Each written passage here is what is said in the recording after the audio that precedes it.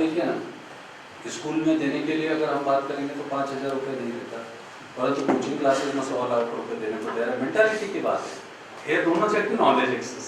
क्या अभी सर बता रहे थे कि जैसे तीर्थ क्षेत्र ये ज्ञान तीर्थ है, बेसिकली नॉलेज सेंटर्स जितने भी तीर्थ क्षेत्र थे हमारे।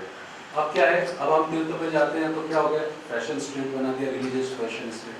बालाजी जाना ये फैशन हो गया, शिरडी जाना ये फैशन है ना। अपन ने अपना पैटर्न बना लिया, 31 तारीख को मैं जाऊंगा शिरडी के दर्शन, रास्ते भर बियर पीते हुए जाएंगे और बाद में वहाँ जाके बाबा की जो है पोछे लगाने की बात करेंगे। तो इसमें बाबा ने कोई ये नहीं किया, बाबा तो बोल चुका है my value addition is that श्रद्धा एंड सबूरी। क्या अब ये उस पर्टिकुलर पर्सन पे, पर सभी लोग उसी तरीके से नहीं जाते ना, सब कुछ अच्छी भावना से भी जाते हैं, सब अलग तरीके से जाते हैं। तो सबसे बड़ी बात ये है कि education is a information, education is not a transformation. Transformation आपका चिंतन है, जो इंफॉर्मेशन आप लेते हो उस पर जो आप चिंतन करते हो, उससे जो ट्रांसफॉर्मेशन होता है, वो ट्रांसफॉर्मेशन है ना, वो ट्रांसफॉर्मेशन वो सबसे इम्पोर्टेंट है। क्या, तो आपका चिंतन जो है वो बहुत इम्पोर्टेंट है।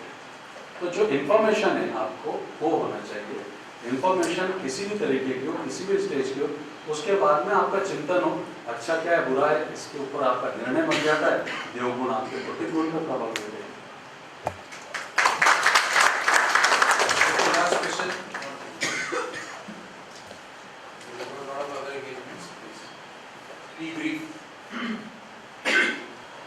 सबसे पहले तो मैं आपको सबसे नमन करना चाहूँगा, जिस ज्ञान की आज आपने वर्षा की और जिस चीज़ से मुझे आज इनलाइटन किया, ज़्यादा सबको इनलाइटन किया, उसके लिए सबसे पहले नमन।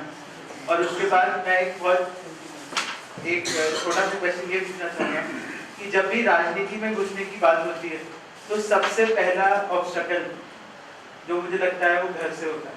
उनका भी गलती नहीं है, बिकॉज उनकी भी रहती है हमारी सोच सोशल सिक्योरिटी की, बट वो और उस डिलेमा में हम लोग बीच में अटक जाते हैं।